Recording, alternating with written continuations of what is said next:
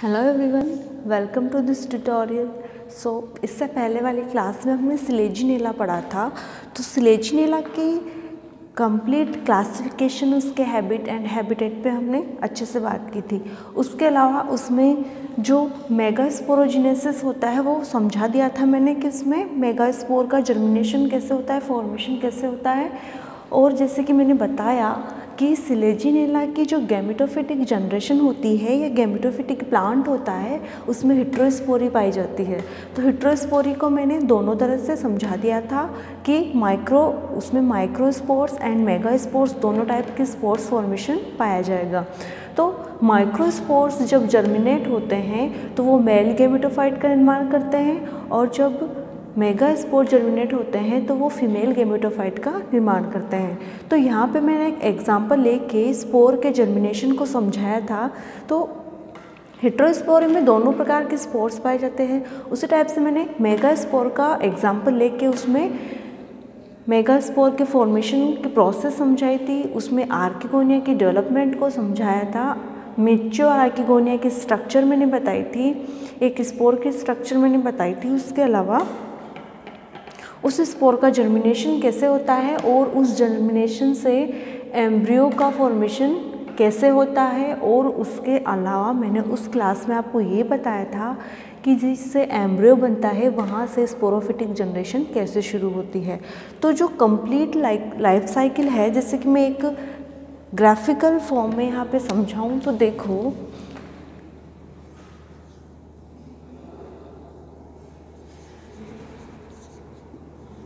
ये है Selaginella,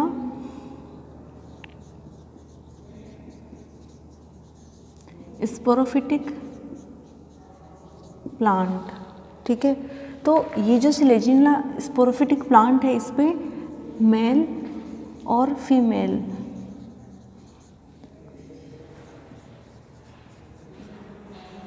strobilus बनेंगे, जिसे हम कहते हैं नर व मादा शंकु। ठीक है, अब देखो ये किस पे लगेंगे,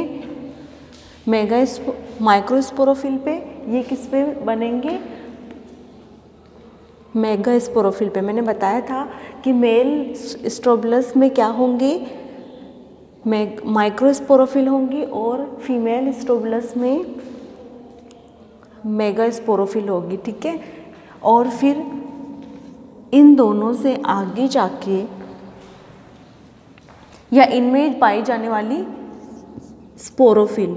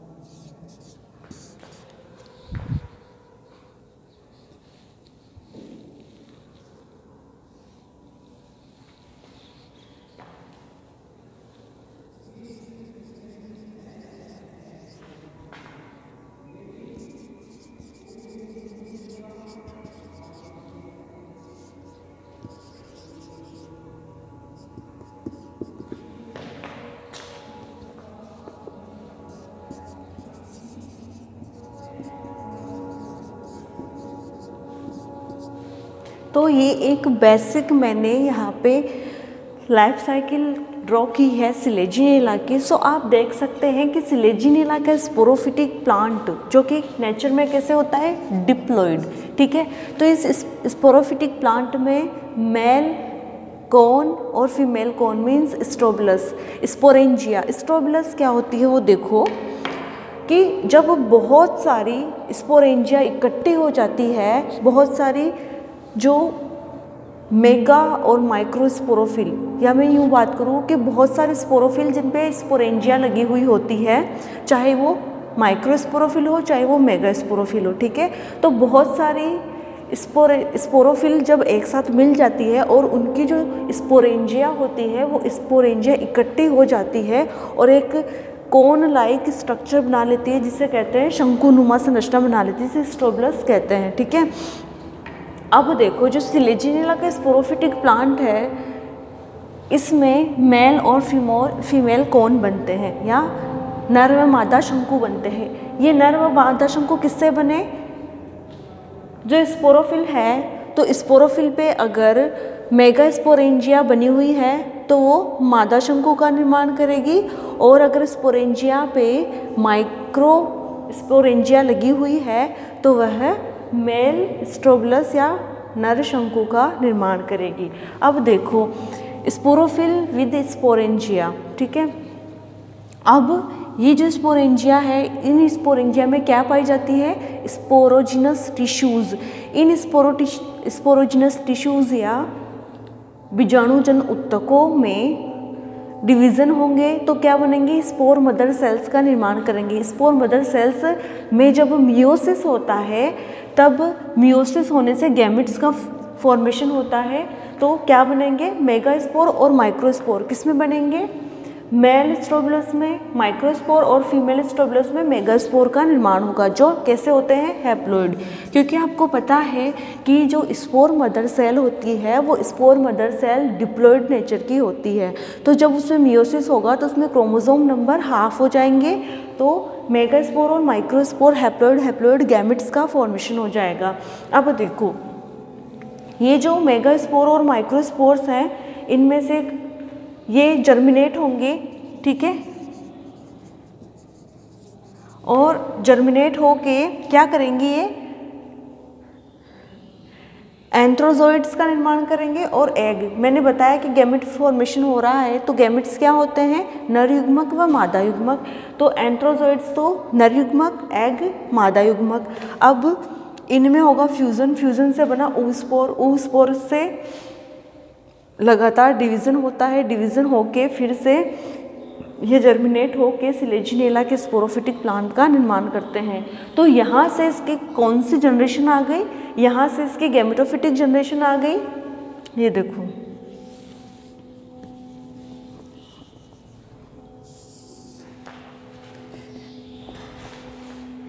ये इसकी डिप्लॉइड जनरेशन आ गई, ये इसकी हैप्लॉइड जनरेशन आ गई। मीन्स ये हो गई पूरी स्पोरोफिटिक जनरेशन, ये हो गई गैमेटोफिटिक जनरेशन, ठीक है। तो इस तरह से सिलेजिनेला की लाइफ साइकिल होती है,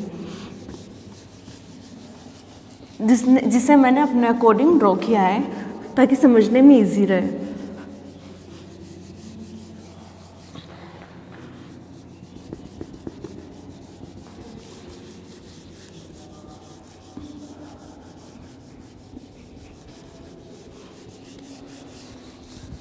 अब देखो जैसे कि मैंने सिलेजिनेला स्टार्ट किया था, तो मैंने आपको बताया था कि सिलेजिनेला को क्लब मॉस या स्पाइक मॉस के नाम से भी जाना जाता है।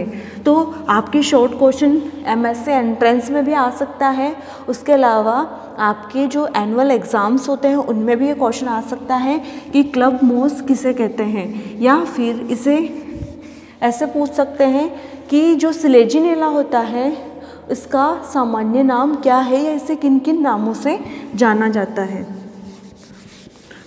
तो आज का हमारा टॉपिक है टेरिडोफाइट्स का सेकंड मेंबर, जैसे कि इक्विसिटम। ये है equisetum.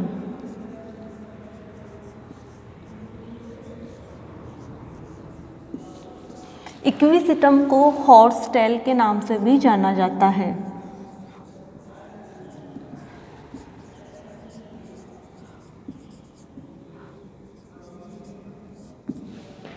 Short question MSc entrance में भी आ सकता है और आपके एनुअल एग्जाम्स में भी आ सकता है कि हॉर्स टेल किसे कहते हैं या इक्विसिटम का सामान्य नाम बताइए।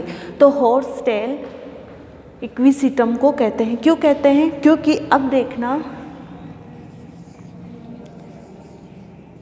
इसकी जो स्ट्रक्चर होती है वो ऐसी होती है।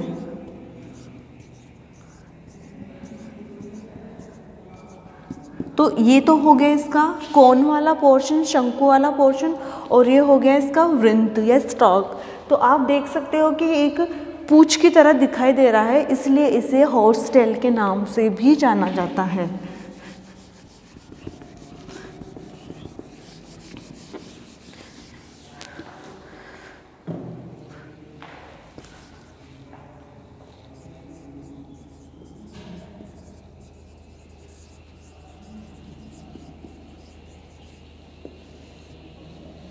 तो सबसे पहले हम इसमें पढ़ेंगे इक्विसिटम का तना या स्टेम। तो इक्विसिटम की स्टेम को हम निम्नलिखित भागों में या कुछ भागों में डिवाइड कर सकते हैं।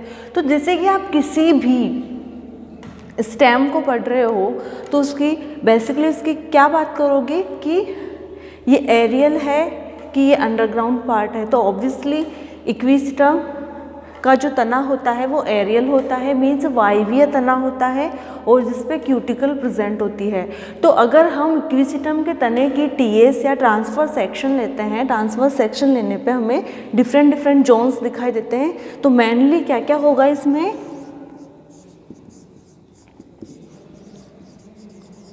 एपिडर्मिस, कॉर्टेक्स,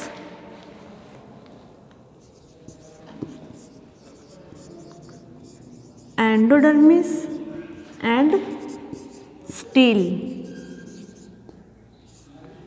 तो जब हम इक्विसिटम के एनाटॉमी की बात करें, आंतरिक संरचना की बात करें इक्विसिटम की तने की, तो हम बाहर से मॉर्फोलॉजिकल अगर स्टडी करें तो हम ये बता सकते हैं कि जो इक्विसिटम का स्टेम होता है वो वायवीय होता है, क्यूटिकल युक्त होता है, ग्रीन कलर्ड होता है, उसमें पत्तियां लगी हुई होती है जो स्पाइरल क्रम में लगी हुई होती है। इसका जो स्टेम होता है वह नोड्स व इंटरनोड्स युक्त होता है, मीन्स संधि व पर्व संधियों युक्त होता है, जिसके एपिकल पोर्शन पे या जिसके एपेक्स पे यूं सबसे ऊपर वाला पोर्शन, तो जिसके एपिकल पोर्शन पे शंकु लगे हुए होते हैं जो बीजाणुयुक्त होते हैं या स्पोरस होते हैं। अब देखो, और हमें अगर उसके आंतरिक संरचना की बात करनी है तो हमें उसका ट्रांसफर सेक्शन लेना होगा।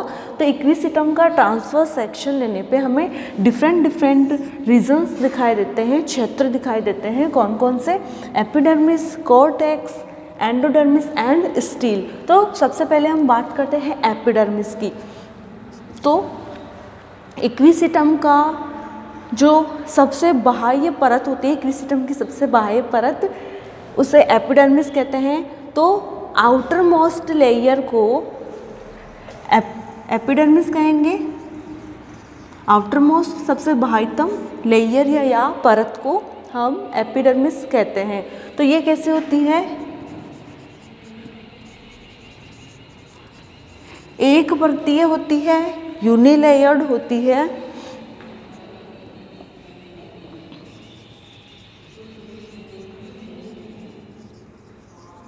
और इस यूनिलेयर्ड या इस एक एकल परत की जो सेल्स होती है वो ढोलकाकार सेल्स से,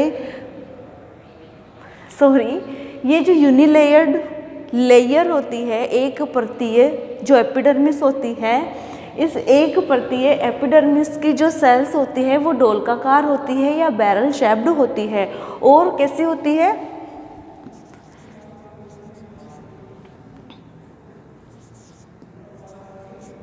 वेवी या तरंगित।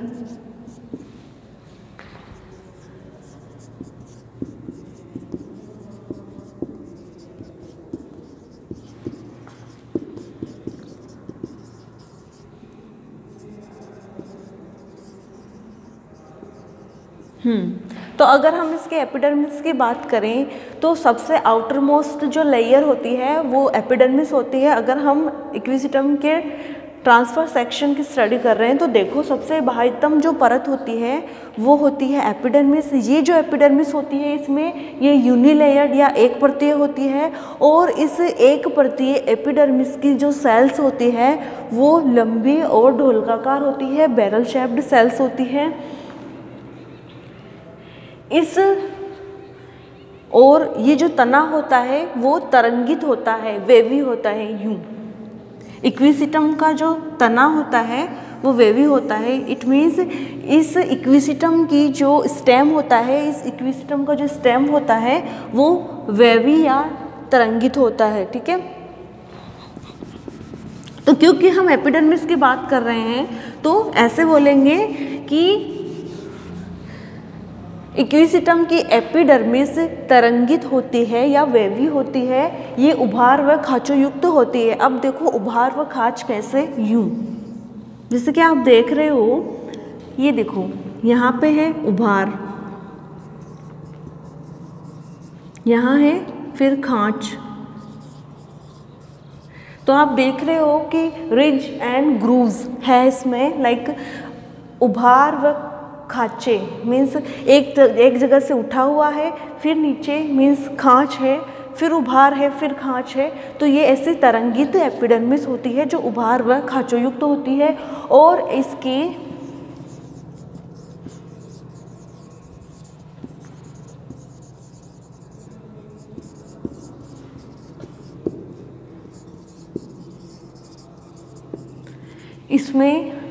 एपिस्टोमेटल चैम्बर में स्टोमेटा धसे हुए पाए जाते हैं।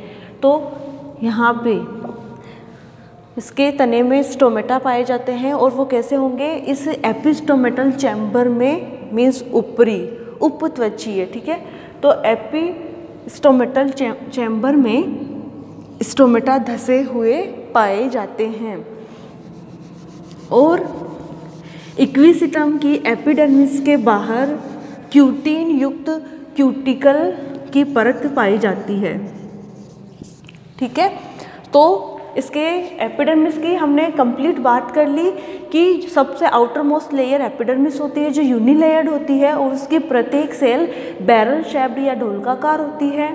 फिर ये जो एपिडर्मिस होती है वो वेवी या तरंगित होती है, उभार व खांचोयुक्त होती है। एपिस्टोमेटल चैम्बर में इसमें स्टोमेटा धसे हुए पाए जाते हैं। फिर आते हैं हम इसके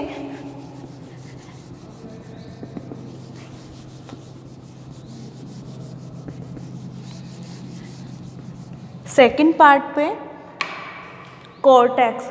तो जो इक्विसिटम की कॉर्टेक्स होती है, इस इक्विसिटम के कॉर्टेक्स को हम दो भागों में डिवाइड कर सकते हैं, इनर कॉर्टेक्स और आउटर कॉर्टेक्स। तो एपिडर्मिस के ठीक नीचे पाया जाने वाली लेयर कॉर्टेक्स होती है, इसे हम दो भागों में डिवाइड कर सकते हैं,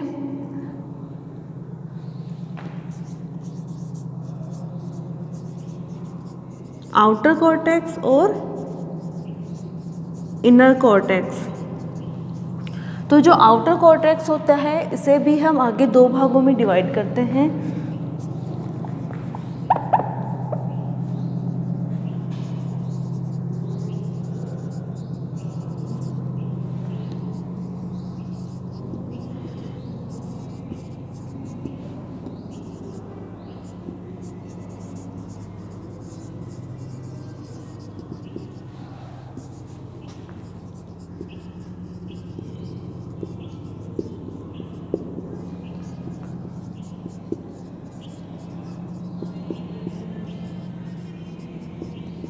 अब देखो तो जो इक्विसिटम की कॉर्टेक्स होती है इसे हम दो भागों में डिवाइड कर सकते हैं और ये एपिडर्मिस के ठीक नीचे पाई जाने वाली लेयर होती है। तो जो एपिडर्मिस के नीचे पाई जाने वाली लेयर है उसे हम कॉर्टेक्स कहेंगे और कॉर्टेक्स को हम दो भागों में डिवाइड कर सकते हैं, आउटर कॉर्टेक्स और इनर कॉर्टेक्स।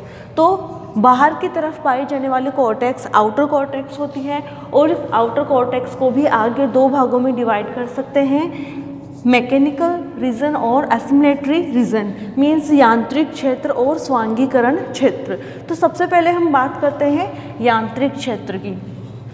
मैकेनिकल रीजन, तो जो इक्विसिटम का स्टेम होता है उस इक्विसिटम के स्टेम में मैकेनिकल रीजन में पाई जाने वाली समस्त सेल्स या कंप्लीट सेल स्क्लेरेनकाइमेटस टिश्यूज़ की बनी हुई होती है। मीन्स जो उत्तक होते हैं वो दृढ़ होते हैं, दृढ़ोत्तक से मिलकर बनी हुई संरचना होती है। समझना है इसको कि जो आउटर कॉर्टेक्स में पाई जाने वाला मैकेनिकल रीजन होता है, इस रीजन की सेल्स स्क्लेरेनकाइमेटस होती है, दृढ़ोत्तक होती है और इसमें सब स्टोमेटल कैविटी में या सब स्टोमेटल चैम्बर में स्टोमेटा आकर खुलते हैं। ठीक है, अब देखो असिमिलेटरी रीजन, तो ये जो असिमिलेटरी रीजन होता है ये क्लोरेनकाइमा टिश्यूज से मिलकर बना हुआ होता है।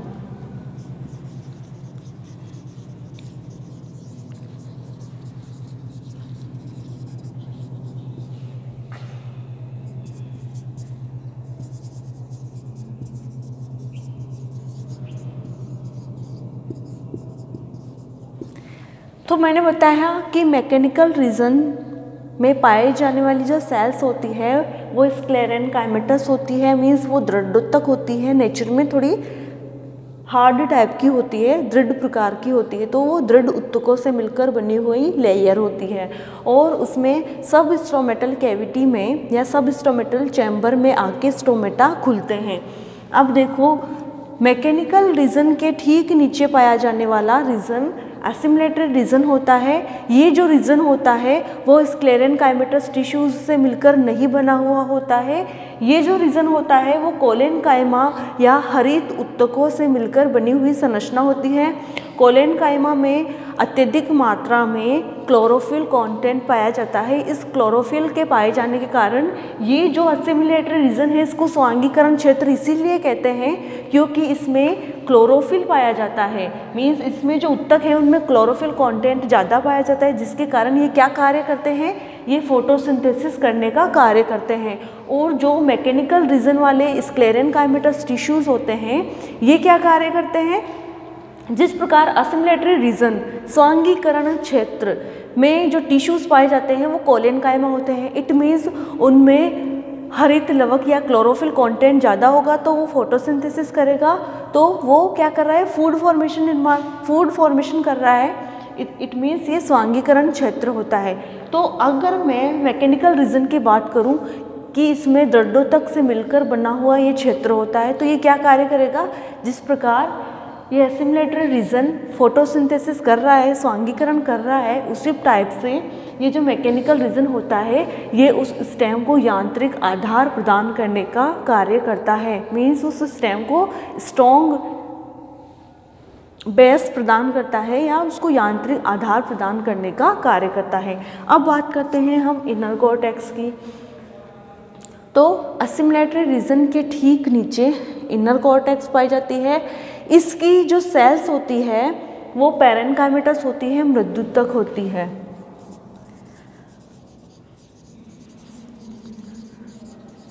ठीक है, तो इनर कॉर्टेक्स की जो सेल्स होती है वो असिमिलेटरी रीजन्स के ठीक नीचे होती है, स्वांगीकरण क्षेत्र के ठीक नीचे होती है। ये जो सेल्स होती है वो पैरेन्काइमेटस होती है, मृदुत्तक होती है, जो सॉफ्ट होते हैं बहुत ही ज़्यादा, तो उन टिश्यूज़ से मिलकर बनी हुई ये संरचना होती है और इसमें स्टोमेटा के चैम्बर्स आके खुलते हैं। ठीक है, तो ये तो हुई ओवरऑल इसके कॉर्टेक्स की बात, इनर कॉर्टेक्स की। अब हम आते हैं इसकी एंडोडर्मिस पे।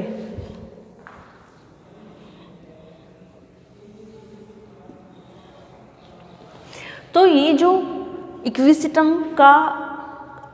में सबसे कॉर्टेक्स की सबसे इनर मोस्ट लेयर, यहाँ पे मैं इसको पॉइंट नहीं बना के सब पॉइंट बना रही हूँ। तो कॉर्टेक्स की जो सबसे इनर मोस्ट या अंतस्थ परत होती है वो एंडोडर्मिस होती है। तो ये जो परत होती है एंडोडर्मिस, इसकी सेल्स भी डोलकाकार या बैरल शेप्ड होती है, इनमें अंतराकोशिकीय अवकाश नहीं पाए जाते हैं और इस पे सुबेरिन या स्थूलित पदार्थ का डिपोजिशन मीन्स स्थूलन पाया जाता है। सुबेरिन का स्थूलन पाए जाने के कारण इन्हें इनके सेल्स पे कैस्पेरियन बैंड्स पाए जाते हैं। जिन सेल्स पे एंडोडर्मिस की जिन सेल्स पे सुबेरिन का स्थूलन पाया जाता है, डिपोजिशन पाया जाता है, तो उन सेल्स पे पाए जाने वाले उन बैंड्स को कैस्पेरियन बैंड्स कहते हैं। कैस्पेरियन बैंड्स इसलिए कहते हैं क्योंकि कैस्पेरियन नामक साइंटिस्ट ने इनकी खोज की थी, इसलिए इन्हें कैस्पेरियन बैंड्स कहते हैं। ये जो एंडोडर्मिस होती है वो स्टील के बाहर की ओर होती है। अब हम बात करते हैं स्टील की रंभ वाला क्षेत्र। रंभ वाला क्षेत्र मीन्स जिसमें जाइलम और फ्लोएम उत्तक पाए जाएंगे, तो वो स्टील वाला रीजन हो गया। तो जाइलम और फ्लोएम बनके स्टील को बनाते हैं, ठीक है। तो इक्विसिटम के स्टेम में पाए जाने वाले स्टील के चारों ओर एक परतीय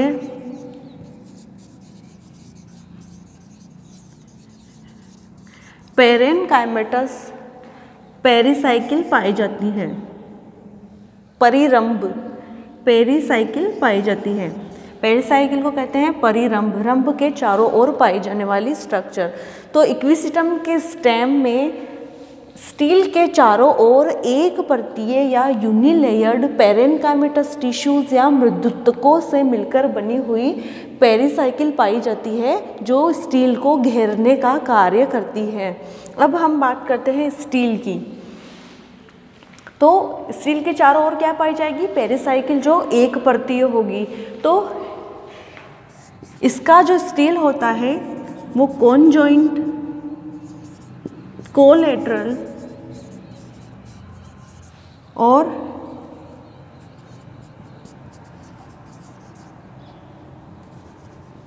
एंडार्च होता है। अब मैं इन टर्म्स को समझाती हूँ, हालांकि ये आपके फाइनल ईयर में भी है अच्छे से, लेकिन मैं यहाँ पे आपको समझाती हूँ कॉन्जॉइंट, कोलेटरल क्या क्या होता है। जब जाइलम और फ्लोएम एक ही त्रिज्या पे होते हैं तो वो कंडीशन कहलाती है स्टील की कॉन्जॉइंट कंडीशन, ठीक है। कोलेटरल मीन्स जाइलम अंदर की ओर और फ्लोएम बाहर की ओर होता है, तो ये कोलेटरल कंडीशन होती है। एंडार्च मीन्स प्रोटोजाइलम अंदर की ओर और मेटाजाइलम बाहर की ओर स्थित होता है। प्रोटोजाइलम पहले बनता है और मेटाजाइलम बाद में बनता है, इसलिए इन्हें प्रोटोजाइलम और मेटाजाइलम कहते हैं। अब देखो, मैंने बताया कि जो स्टील होता है वो स्टील की कंडीशन कैसे होती है? कॉन्जॉइंट, कोलेटरल और एंडार्च टाइप के ये स्टील होते हैं। कॉन्जॉइंट, कोलेटरल और एंडार्च मीन्स कॉन्जॉइंट मतलब जाइलम और फ्लोएम एक ही त्रिज्या पे अगर स्थित हो तो इस कंडीशन को कहेंगे कॉन्जॉइंट। कोलेटरल मीन्स जब जाइलम अंदर की ओर होता है और फ्लोएम बाहर की ओर होता है तो इस कंडीशन को कोलेटरल कहते हैं। एंडार्च का मतलब क्या होता है? जब प्रोटोजाइलम अंदर की ओर होता है और मेटाजाइलम बाहर की ओर होता है। कहाँ? स्टील में। स्टील में अगर प्रोटोजाइलम अंदर की ओर, मेटाजाइलम बाहर की ओर होता है तो इस कंडीशन को हम क्या कहेंगे? यहाँ पे इस कंडीशन को हम कहेंगे एंडार्च कंडीशन, ठीक है। और ये जो इक्विसिटम का स्टेम होता है इसमें पित्त पाया जाता है। पित्त पेरेनकाइमेटस सेल्स से बना हुआ क्षेत्र होता है जो स्टील वाले रीजन में प्रेजेंट होता है, ठीक है। तो इसमें पित्त की उपस्थिति होती है और ये जो स्टेम होता है इसमें कैम्बियम अनुपस्थित होती है।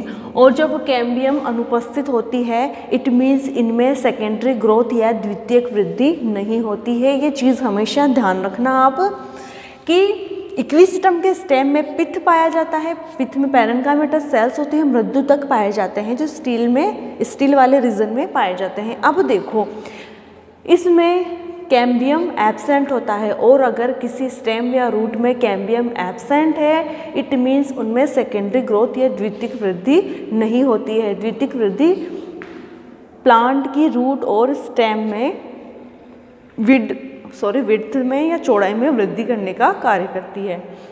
तो इस तरह आपके इक्विसिटम का स्टेम खत्म होता है। नेक्स्ट क्लास में मैं इसके आगे से शुरू करूँगी। Thank you.